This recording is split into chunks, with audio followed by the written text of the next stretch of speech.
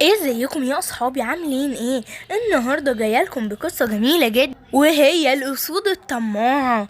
طب ايه لسه ما عملتوش لايك؟ انا زعلانه منكم. انزل بسرعه حط اللايك واتفرج على الفيديو اللي قبل ده عشان تتفرج على سلسله قصص العاب ملوكه. يلا بينا. ايه ده؟ الفريسة الجميلة اللي هناك دي المعزة، انا هروح اصطادها دلوقتي واكل لحمها الشهي. شكلها جميل للغاية.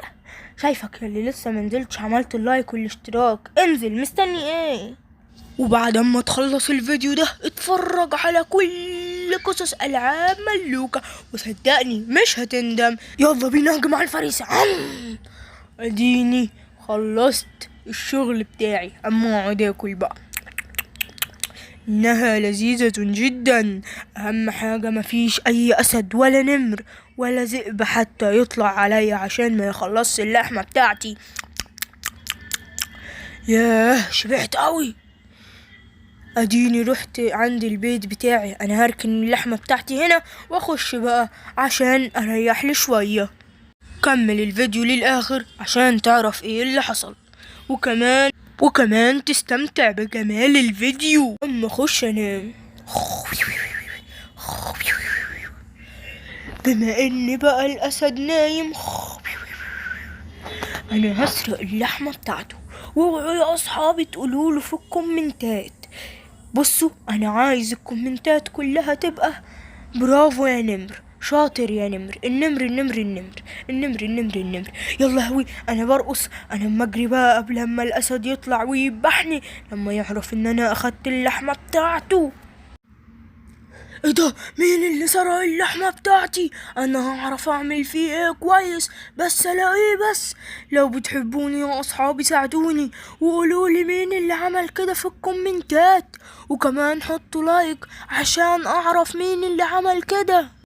يا خسارة، ده اللحمة دي هي اللي كانت هتكفيني لمدة شهر. انا متضايق جدا جدا، لكن انا عارف انا هعمل ايه كويس. انا هبدأ امشي في الغابة لحد لما الاقي حد ماسك لحمتي وهوريه انا هعمل ايه، وكمان بعد كده هروح لقاضي الغابة عشان يعرف يتصرف. الله، الفريسة بتاعت النهاردة كانت لذيذة جدا جدا. ياه، بقالي كتير قوي ما كلتش لحمة، كان في مجاعة في الغابة. ياه لذيذة جدا. اتفضلوا معايا يا اصحابي. يا عالجمال. بس انا مش عارف ليه حاسس ان اللحمة دي فيها حاجة غريبة جدا. يلا، اهي طعمها حلو وخلاص. مفيش حاجة طعمها يبقى حلو طول ما انا موجود. انت ازاي يا ذئب تستجرأ ان انت تاخد اللحمة بتاعت ملك الغابة الاسد القوي الشرير؟ ازاي تستجرأ ان انت تسرق اللحمة بتاعته؟ ده انت هتشوف مني ايام سودة. انا اسف والله، بس انا دي لحمتي، انا اللي لسه مصطاد فريسة دلوقتي. تمام تمام، انا هنا رحنا عند قاضي الغابة الشمبانزي. يا شمبانزي، دلوقتي الكلب اللي اسمه الذئب ده سرق اللحمة بتاعتي. والله يا استاذ شمبانزي ما سرقتش اي حاجة منه، ده هو اللي لقيته جاي عليا وبيقول لي دي لحمتي مع ان انا اللي مصطادها. لا لا، دي لحمتي انا، انت ازاي لحمتك انت؟ طب ايه رأيك يا نمر في الكلام ده؟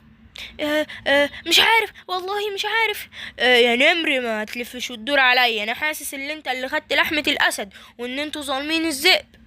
بصراحة انا اسف جدا يا اسد يا ملك الغابة، انا اللي اخدتها لان انا اللي كنت بحرس الكوخ بالليل فزغللت عينيا واخدتها. انا اسف يا اسد. اسف يا مول، انا اسف ليك. اتمنى يا اصدقاء ان انتوا تكونوا استمتعتوا بالفيديو، وكمان اسد ملك الغابة بطل القصة عايز يقول لكم على حاجة. يا اصحابي ما تطمعوش في حاجة مش بتاعتكم، وكل شيء له ميعاده. وباي، اشوفكم على خير.